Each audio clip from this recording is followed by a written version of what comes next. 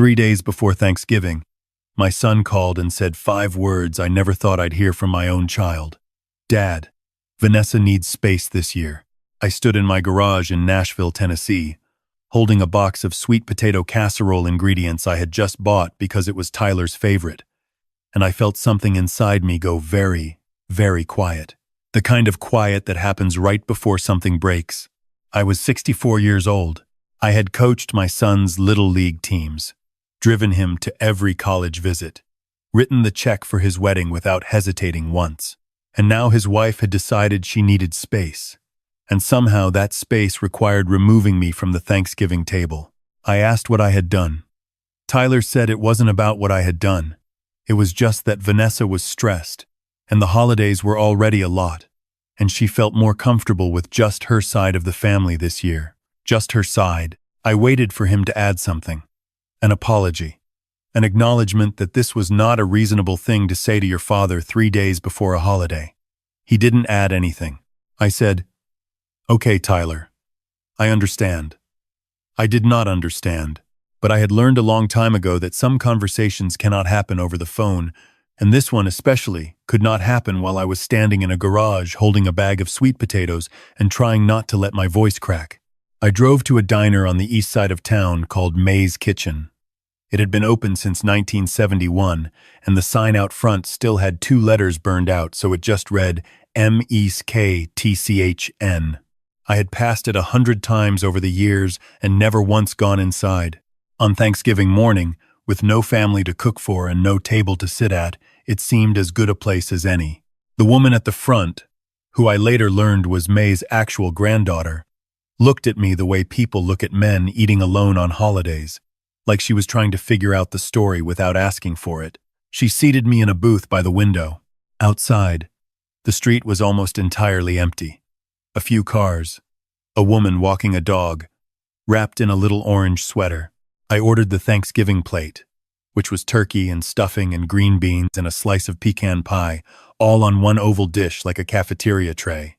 I ordered coffee, and I opened my phone and I looked at the last text Tyler had sent me, which was from October, which was a photo of my grandson Bradley at a soccer game. Bradley was 7 years old and had my nose and my stubborn jaw, and I had not seen him in person since June. I had been looking at that photo for about 10 minutes when the man in the booth directly across from me leaned over the aisle and said, without any preamble whatsoever, "You look like a man who could use some company." He was around my age, maybe a few years older, with a thick gray mustache and reading glasses pushed up on his forehead. His name, I would learn in about 4 minutes, was Roy Beaumont. He had been a high school football coach for 31 years before his knees forced him to retire, and he was at May's Kitchen because his wife Carol was visiting her sister in Baton Rouge, and he had absolutely no interest in cooking a Thanksgiving meal for one person. "I could have gone down there with her," Roy said, sliding into my booth with his coffee cup and his own oval plate, as if we had already agreed he was going to join me, which I supposed we had, but her sister's husband has the worst opinions about football of any human being alive. 2 hours of that man and I start wondering if life is worth living. I laughed. For the first time in 3 days, I laughed, and it surprised me. I told Roy about Tyler, about the phone call, about Vanessa and the space she needed. I had not planned to say any of it, but something about Roy's easy manner made conversation feel less like confession and more like just talking. Roy listened without interrupting. When I finished, he was quiet for a moment, and then he said, "How old is the boy?" Meaning my son, not my grandson. When I told him Tyler was 38, Roy nodded slowly and said, "Old enough to know better, not quite old enough to do better. Those are the hard years." He asked if I wanted to come to his house after we finished eating. His neighbor Frank was coming over with his wife, and Frank always brought enough food for 8 people regardless of how many were actually attending. I said I didn't want to impose. Roy looked at me over his glasses and said, "Frank brings a 20-pound smoked brisket to a gathering of 3 people every single year. You would be doing us a favor." Roy's house was a ranch style on a quiet street in Donaldson, full of football trophies and framed photographs, and the particular lived-in warmth of a home where someone has been happy for a long time. Frank and his wife Lorraine arrived 20 minutes after I did. Frank was a retired electrician, broad-shouldered, with a laugh you could hear from the next room. Lorraine was a retired elementary school librarian who had opinions about everything and the patience to explain all of them. She reminded me, in the best possible way, of every excellent teacher I had ever had. The brisket was extraordinary. We sat at Roy's kitchen table until almost 10 o'clock that night, talking about our children and our grandchildren, and the cities we had grown up in, and the ones we had ended up in. Frank and Lorraine had 2 daughters, both in different states, both good about calling but not great about visiting. Roy and Carol had a son who lived 15 minutes away and came for dinner every Sunday without fail, and a daughter in Seattle who sent long emails every few weeks that Carol printed out and kept in a folder. Nobody asked too many questions about Tyler, but when I mentioned, at some point, that I hadn't seen my grandson in 5 months, Lorraine put her hand over mine on the table and said, "That's too long. For both of you." I drove home that night feeling something I hadn't felt when I woke up that morning. Not happiness exactly, more like the reminder that warmth existed, that there were people in the world who made room at a table for a stranger on a holiday and meant it genuinely and asked for nothing back. I sent Roy a text that night to say thank you. He responded at midnight with, "Carol gets back Sunday. Come for dinner. She'll want to hear the whole story herself." That Sunday dinner was the first of what became a steady rhythm over the next year and a half. Roy and Carol's house, Frank and Lorraine's house, rotating between the two, always warm, always loud, always with more food than necessary. Carol was a former pediatric nurse who had converted to competitive crossword puzzles in retirement and could be ferocious about it. She also had a way of seeing through people that was not unkind but was completely accurate. And the first time she met me, she said, within about 20 minutes, "You've been apologizing for existing for a long time, haven't you?" I told her that was a fairly precise way to put it. "Stop," she said simply, and went back to her crossword. During that first year, Tyler called 3 times. Once in February, to ask if I could watch Bradley for a weekend while he and Vanessa took a trip. I said I could, and I did. And those 2 days with my grandson were the best thing that happened to me that winter. Bradley and I went to the zoo and to a movie and made pancakes shaped like footballs at Roy's suggestion, and when Tyler picked him up on Sunday, Vanessa did not come inside. Tyler called again in May to tell me his firm was restructuring and that he was fine but that things would be tight for a while. I said I was sorry to hear it and asked if he needed anything. He said no, and then paused, and then said actually there was one thing. A short-term loan, he said, which I knew from experience meant a loan that would not be paid back. Vanessa had found an investment property she was convinced would turn things around, and they were short on the down payment, $35,000. He said he knew it was a big ask, but that I had the savings, and with his income they would pay me back within 18 months. I held the phone for a long moment. I thought about Thanksgiving. I thought about the 5 months I had gone without seeing Bradley before that, and the year and a half since then when contact had come and gone on Vanessa's terms. I thought about how Tyler had not once, in any of those calls, asked me how I was doing. I said, "Tyler, when did we last have a real conversation? Not about logistics or favors. Just talking?" He didn't answer right away. "Dad, I don't see what that has to do with. I'm asking sincerely," I said, "because I'm trying to remember, and I'm having trouble." A pause. "Things have been busy. I know. I understand that. But I've been sitting here, son, for going on 2 years, waiting for you to call just because you wanted to hear my voice. Not because you needed something, not because you needed a babysitter or a loan, just because I'm your father, and you missed me." My voice was steady. I had practiced being steady. "That call hasn't come, so you're saying no." "I'm saying I love you. I'm saying I would do anything for you if I believed it was actually helping you. But $35,000 toward an investment property is not helping you. It's helping Vanessa feel better about a decision she's already made, and I won't do that." The silence on the line was long enough that I could hear a television in the background at his house, something with a laugh track. "Vanessa said you'd react this way," Tyler said. His voice had gone flat. "She said you'd make it about yourself." I thought about several responses. I chose the honest one. She's been shaping how you see me for a long time. I've watched it happen, and I've stayed quiet because I didn't want to put you in the middle. But you asked for $35,000 and I said no. And the reason I said no is that I am not a bank account with a father's name on it. I am your father. And somewhere along the way, I think you forgot that those are different things. Tyler was quiet again. When he spoke, his voice was different, colder.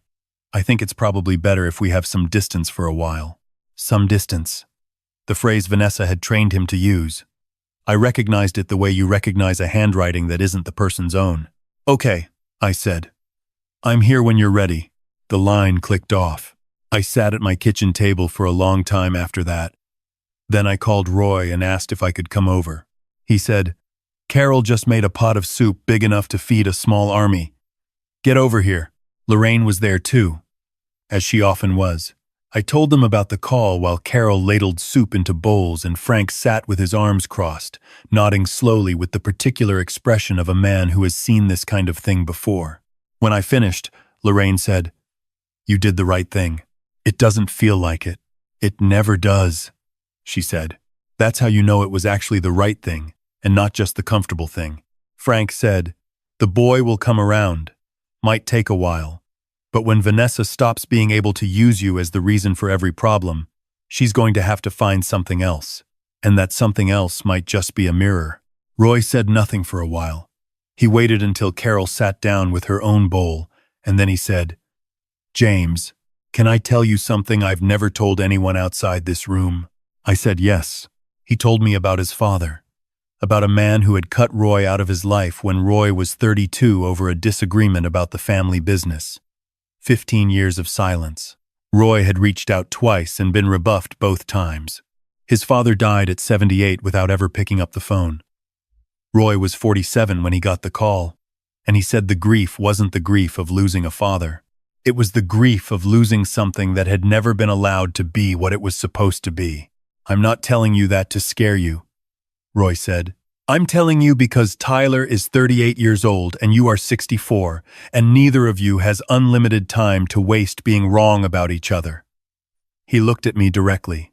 But you cannot fix it by becoming smaller to fit into the space Vanessa has decided you're allowed to occupy. The only thing you can do is be fully yourself and trust that your son is still in there somewhere, underneath all of it. I thought about that conversation every day for 3 years. 3 years of near silence. Tyler texted on my birthday both years, which was something. 1 year a photo of Bradley at a school play. I sent birthday and Christmas gifts for my grandson that were acknowledged with brief, polite messages I recognized as Vanessa's phrasing, not Tyler's. I called twice. Both times Tyler was busy and would call me back.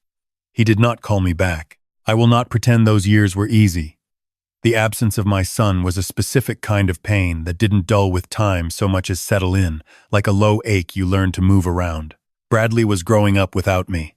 I knew it, and I could not fix it. And some mornings that knowledge was the first thing I felt before I even opened my eyes. But I was not alone. Roy and I met for breakfast every Tuesday at a place on the river that made biscuits from scratch. Frank taught me how to rewire an outlet, and then discovered I had a talent for it, and started bringing me along on small handyman jobs for neighbors, just for company. Carol and Lorraine had added me to a group text that was primarily used to share crossword clues and strong opinions about whatever they were reading, and being included in it, being one of the people whose name appeared on their screens in the middle of an ordinary day, meant more than I knew how to say. I volunteered at the community center on Thursday mornings, helping older veterans with benefits paperwork. I started running again for the first time since my 40s. I planted a small garden in the backyard that Frank correctly predicted I would become obsessed with. I was building a life, a full one, not in spite of Tyler's absence, but around it, the way a tree grows around a wound in its bark. The wound is still there, but the tree keeps growing. The call came on a Tuesday morning in early April. I was at breakfast with Roy when my phone showed a number I didn't recognize. I let it go to voicemail. When I listened back, it was Tyler's voice, and he sounded like a man who had not slept in several days. Dad, it's me.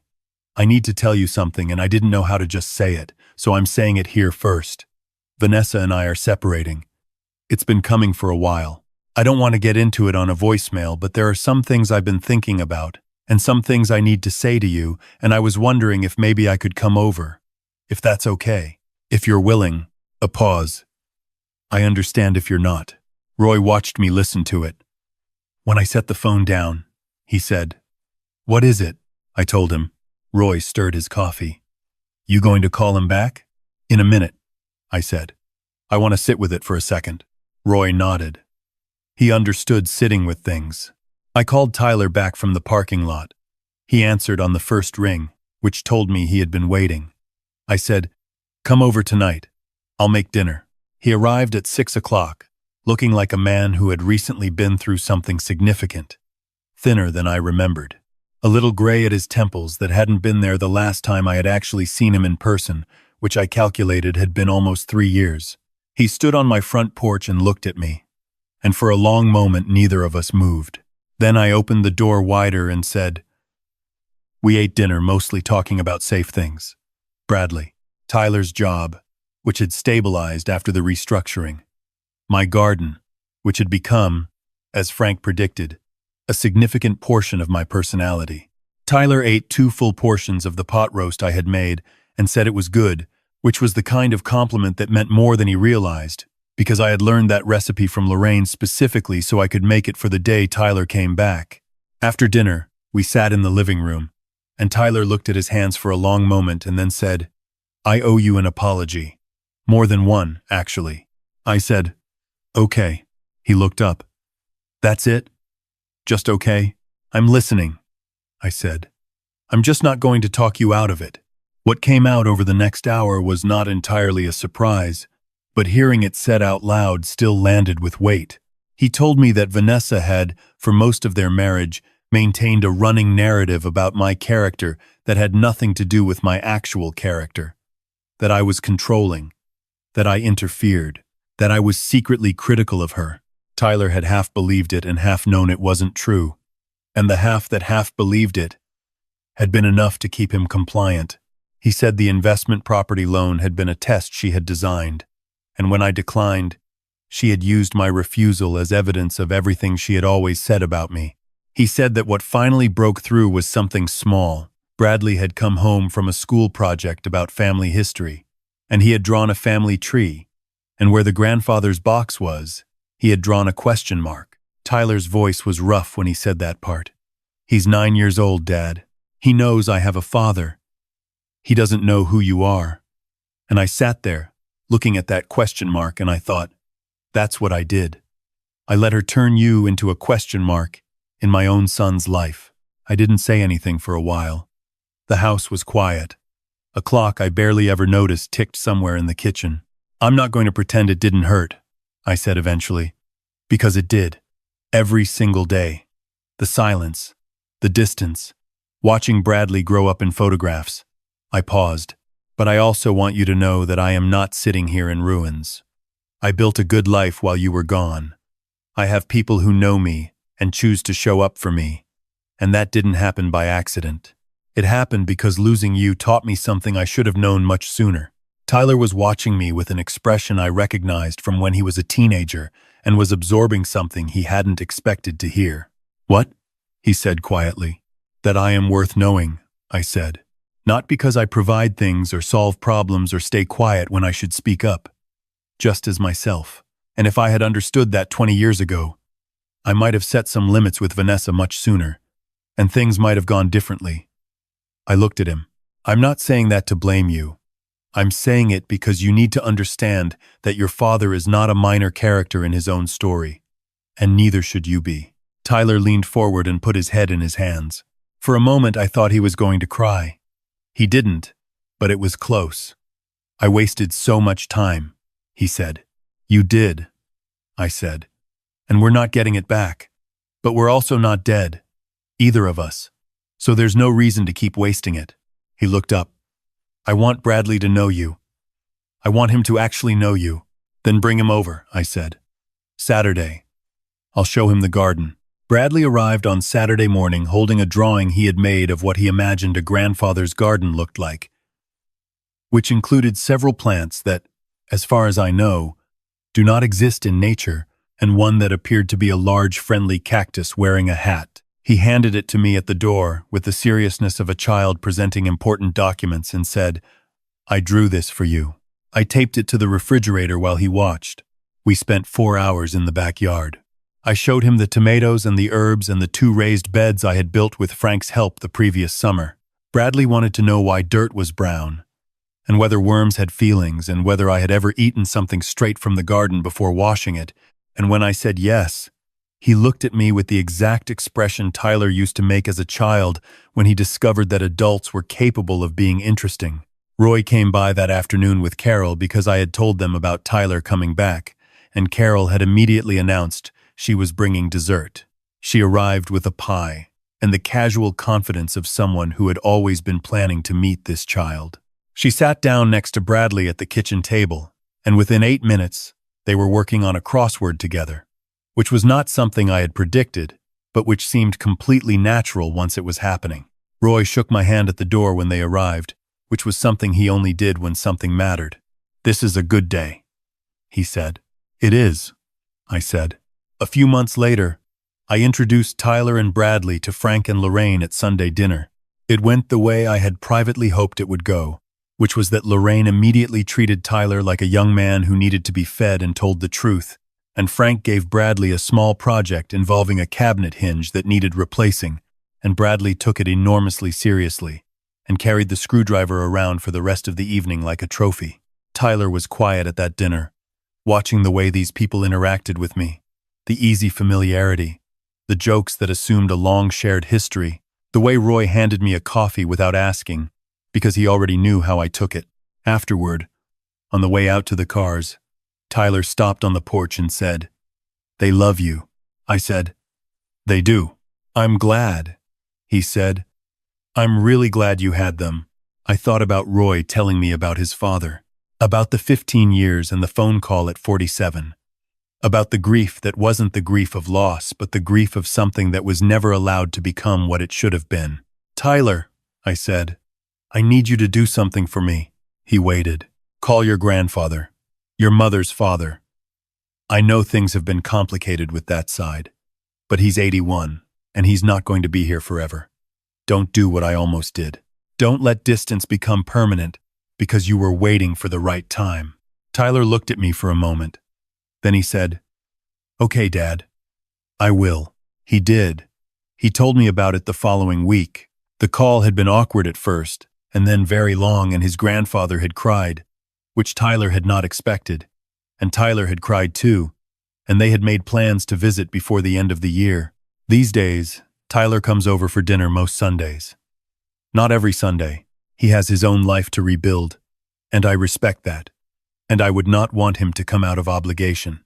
He comes because he wants to, and I can tell the difference, and that difference matters more than the frequency.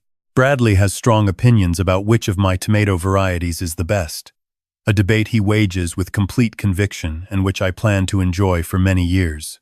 He calls me regularly on his own, without Tyler prompting him, which I know because sometimes Tyler will text me afterward, asking what we talked about for 45 minutes.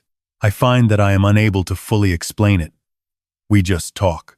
I sit at Frank and Lorraine's table on Sundays, and I watch Roy across from me, losing an argument with Carol about a crossword answer, and Tyler refilling Lorraine's water glass without being asked, and Bradley explaining to Frank, with great authority, why the new expansion pack for his video game represents a significant improvement over the previous version, and I feel something I have been trying to find words for. It isn't that everything is healed. Some things don't fully heal. The 3 years are still 3 years. Bradley still doesn't know me the way he would have if those years hadn't happened. Tyler and I are still, in some ways, learning each other again, which is a strange thing to say about a man you raised, but is also completely true. But what I feel at that table is not despite any of that. It's something that grew right through the middle of it, like a tree, like a garden, like every living thing that has ever had to figure out how to keep growing in difficult conditions. If you're watching this, and you recognize some part of this story, some version of a table you were excluded from, or a phone call that made you feel like a burden, or years of waiting for someone to see you clearly, I want you to say something plainly. The waiting is not nothing. The silence costs you something real, but it does not have to cost you everything. There are people out there who will make room for you at their table not because they have to and not because you've earned it, but simply because they see something in you worth sitting next to. When you find those people, stay close to them. Let them know you, and keep the door open for the ones who couldn't see your value yet, because sometimes people need time to grow into what they were always supposed to be. Roy Gibson saw me across a diner on a holiday when I had every reason to believe I was done being worth finding. He just walked over and asked if I wanted company. Everything you see now started with that. If this story meant something to you, please share it with someone who might need to hear it today. And if you're carrying something heavy, leave a comment. Tell me where you're watching from. You'd be surprised how much it helps to know someone is listening. I'll see you in the next one.